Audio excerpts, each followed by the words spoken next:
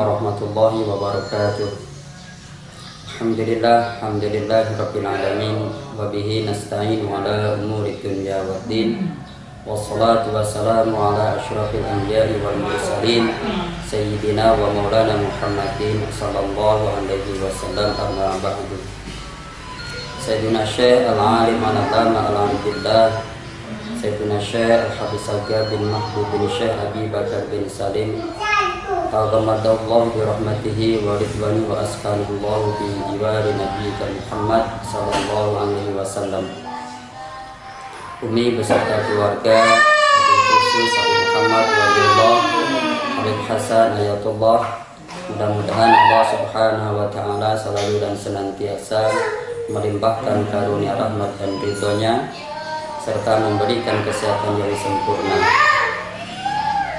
Rekan-rekan kelas 3 SMA Al-Asriyah Nurul Iman yang mudah-mudahan dirahmati oleh Allah subhanahu wa ta'ala, alhamdulillah pada kesempatan ini kita masih diberikan kesempatan oleh Allah untuk mengkaji ilmu-ilmunya. Dalam hal ini adalah ilmu fikih yang secara spesifik insyaallah nanti kita akan mempelajari fikih jinayah.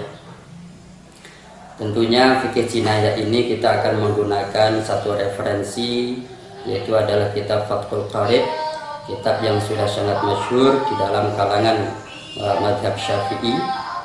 Mudah-mudahan dengan adanya kita mempelajari fikih jinayah ini nanti ke depannya kita menjadi pribadi-pribadi, menjadi muslim-muslim yang selalu taat, yang selalu mengikuti peraturan-peraturan yang Allah tetapkan dan juga yang telah ditetapkan oleh pemerintah. Karena memang kitab jinayah atau fikih jinayah ini adalah salah satu cabang ilmu fikih yang secara spesifik berbicara tentang masalah tindak kejahatan. Oleh karena itu fikih jinayah ini bisa juga disebut dengan hukum pidana Islam, yaitu memang sebuah hukum, sebuah norma-norma yang secara spesifik berbicara tentang tindak kejahatan, baik bentuk kejahatannya sendiri maupun sanksi yang akan diberikan oleh para pelaku tindak kejahatan itu sendiri. Oleh karena itu maka marilah kita memohon kepada Allah subhanahu wa ta'ala agar di dalam proses pembelajaran kita nanti ini dimudahkan oleh Allah, diberikan ilmu yang bermanfaat oleh Allah, dan tentunya keberkahan yang selalu kita dampakkan dari pengarang kitab ini. Oleh karena itu kita bacakan satu surat Al-Fatihah untuk musannif dan juga guru kita besar Mbah. Mudah-mudahan apa yang kita niatkan, apa yang menjadi tujuan kita mempelajari kitab Fathul Qarib yang secara spesifik kita mempelajari fikih jinayah ini dimudahkan dan diberikan keberkahan oleh Allah subhanahu wa ta'ala. Ala hadiniya wa ala syafaati Rasulillah sallallahu alaihi wasallam. Al-Fatihah.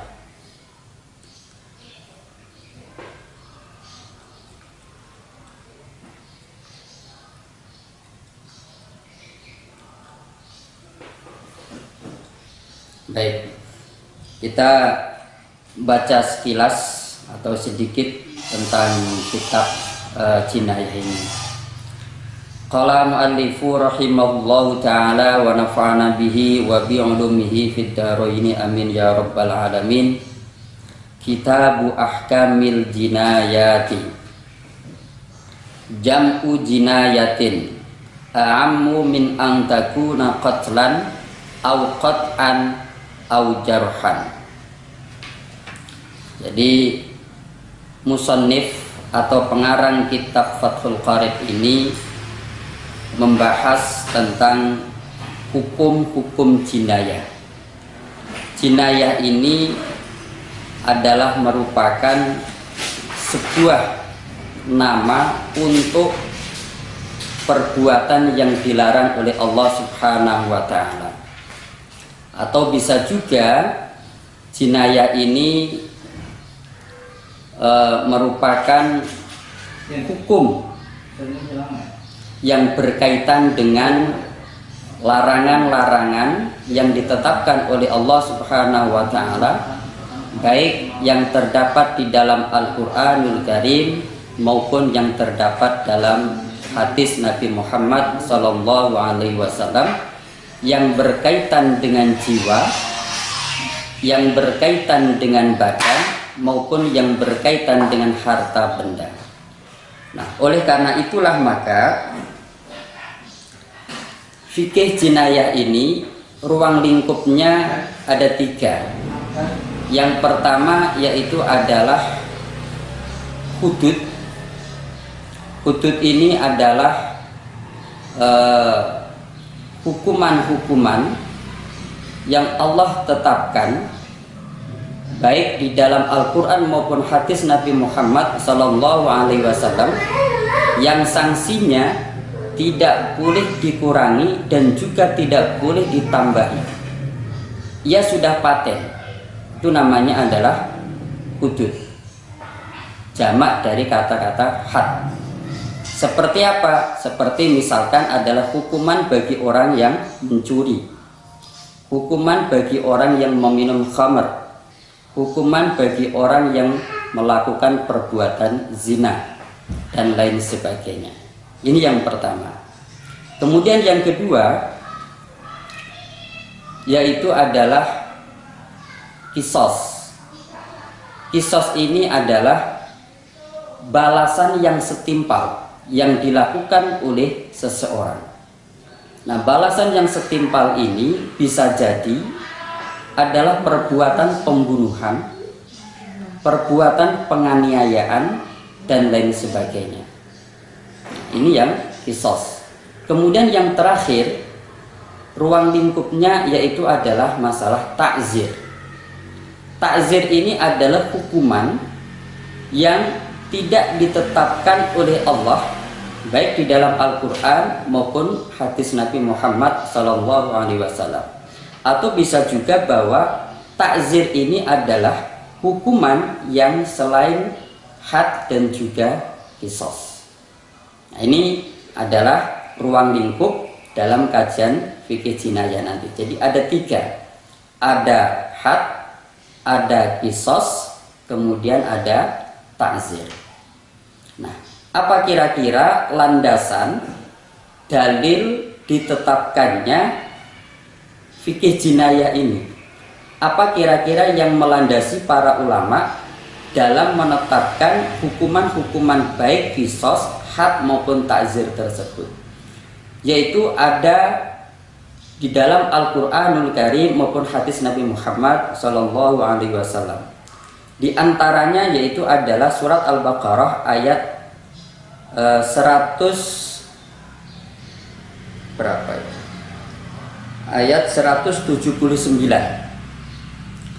Dalam Al-Quran tersebut Allah Subhanahu wa ta'ala berfirman, A'udzubillahi minasyaitonirrajim, Bismillahirrahmanirrahim. Ya ayyuhalladzina amanu kutiba alaikumul qisasu fil qatla. Yang artinya, wahai orang-orang yang beriman, ditetapkan, diwajibkan atas kamu sekalian kisos pembunuhan. Jadi berdasarkan ayat inilah maka kemudian dibentuklah, dibuatlah oleh para ulama tentang masalah fikih jinayah. Ya, tentu selain ayat-ayat Al-Quran tadi, masih banyak ayat-ayat yang lain dan juga hadis-hadis Nabi Muhammad SAW. Jadi sekali lagi saya sampaikan bahwa fikih jinayah ini nanti ruang lingkupnya adalah pembahasannya mengenai tentang kisos, mengenai tentang had, dan juga mengenai tentang takzir. Oleh karena itu sebagai akhir dari apa yang ingin saya sampaikan tadi, bahwa tugas Anda sekarang adalah melengkapi dasar atau dalil fikih jinayah itu sendiri. Yang tadi sudah saya sampaikan diantaranya yaitu adalah firman Allah dalam surat Al-Baqarah ayat 179. Maka sekarang Anda ya, semuanya coba kumpulkan ya, tulis apa yang menjadi dasar ditetapkannya fikih jinayah, baik di dalam Al-Quran maupun hadis Nabi Muhammad Sallallahu Alaihi Wasallam. Sekian yang dapat saya sampaikan. Al-Damini astaghfirullahaladzim. Assalamualaikum warahmatullahi wabarakatuh.